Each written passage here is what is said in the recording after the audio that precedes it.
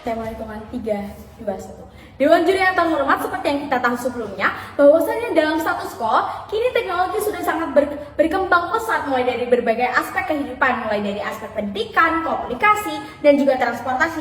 Nah, perlu Dewan juri pahami bahwa mosi ini mendukung terjadinya singularitas teknologi, tetapi hal tersebut malah menjadikan sebuah ancaman nyata bagi masa depan manusia itu sendiri. Mengapa hal tersebut dapat menjadi ancaman? Karena di posisi tim pemerintah mengatakan bahwasannya ketika singularitas mencapai titik tertingginya, maka eksistensi manusia tidak lagi dapat memprediksi, mengendalikan, atau menghentikan apa yang terjadi selanjutnya. Nah, secara otomatis Dewan juri hal tersebut mengatakan manusia tidak akan dibutuhkan lagi untuk kedepannya. Nah, itu merupakan suatu hal yang sangat buruk dan juga mendapatkan dampak negatif ke depannya Dewan juri. Nah, ketika eksistensi manusia diambil alih oleh teknologi, maka lari kemana manusia tersebut? Yang berarti ketika suatu pekerjaan manusia tersebut diambil alih oleh teknologi, maka akan hilangnya atau tempat pekerjaan seseorang tersebut. Nah, ini merupakan suatu bentuk yang sangat nyata ketika teknologi menggantikan posisi manusia sebelumnya. Dan juga ketika segala hal urusan digantikan oleh teknologi dengan kehendak alih-alih perkembangan teknologi yang mencapai titiknya itu malah menjadikan hilangnya pekerjaan seseorang. Bukankah itu merupakan suatu hal yang sangat buruk Dewan juri?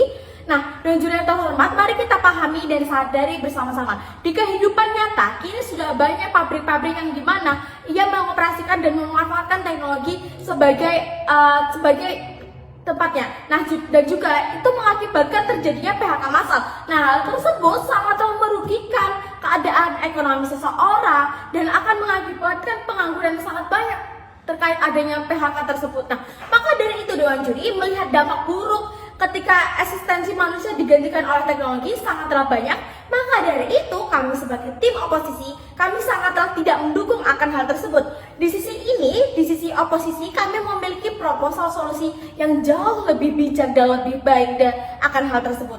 Yang pertama, bukankah lebih baik kita mengembangkan teknologi secara bertahap saja dengan masih menjadikan manusia sebagai seseorang yang berperan mengambil keputusan dan menjadikan pengawas dan juga sebagai penanggung jawabnya saja. Nah, misalnya menjadikan teknologi di kereta cepat atau KRL menjadi teknologi yang lebih baik ke depannya, yang lebih bijak ke depannya, dengan cara dikembangkannya sensor pendeteksi gangguan jalur, cuaca ekstrim, atau masalah-masalah lainnya, dan masih menjadikan manusia sebagai peran penting, yaitu sebagai pengawas. Dan juga, nah seperti yang sudah saya sampaikan tadi, posisi pemerintah tidak bijak dalam memposisikan dirinya. Bukankah pemerintah seharusnya menjadikan teknologi sebagai alat untuk mempermudah penyelesaian suatu masalah, bukan menjadikan teknologi sebagai pengendali utama dan menghentikan apa yang sudah terjadi selanjutnya. Dan juga adanya intervensi manusia itu sendiri. Coba Dewan juri bayangkan, jika teknologi benar-benar menguasai segalanya dan dapat menciptakan dan menerapkan hal-hal baru tanpa memerlukan bantuan manusia. Perlu Dewan juri pahami dan garis bawahi bahwasannya sebuah teknologi atau sistem tidak bisa memiliki emosional. Ia tidak bisa mengendalikan emosi tersebut dan hanya menaati sistem yang sudah ia ditetapkan dari awal. Ia juga tidak memiliki rasa sayang ataupun empati seperti manusia miliki. Nah, dengan adanya hal tersebut pasti akan merugikan manusia itu sendiri. Contohnya, sebuah teknologi mobil yang memiliki autopilot atau kita sering menyebutnya itu bisa menyetir sendiri tanpa bantuan manusia. Nah, kita tidak pernah tahu kan akan ada masalah apa yang akan datang. Misalnya nih, ketika sistem autopilot terjadi problem, ia salah membaca kondisi jalan tersebut dan si penumpang tetap santai karena ia merasa bahwasannya sistem tersebut sudah sangat bagus. Nah, secara otomatis manusia yang berada di mobil tersebut bisa mengalami luka dan bahkan bisa meninggal dunia Dewan juri. Nah, hal tersebut menunjukkan bahwa teknologi belum bisa menggantikan kewaspadaan manusia sebelumnya. Nah, bayangkan Dewan juri, ketika posisi manusia digantikan sepenuhnya oleh teknologi, maka akan banyak sekali masalah yang tidak akan terkendali. Pada faktanya, dan perlu kita garis bersama, asistensi manusia tidak akan bisa digantikan posisinya oleh teknologi karena teknologi tersebut berkembang dengan masih adanya pengawasan manusia, masih dibutuhkan sistem manusia itu sendiri.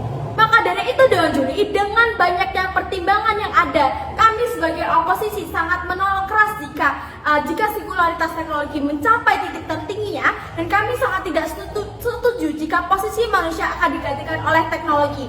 Maka Maka dari itu tim kami layak memenangkan permasalahan kali ini karena argumen kami lebih unggul dan relevan di masa kini.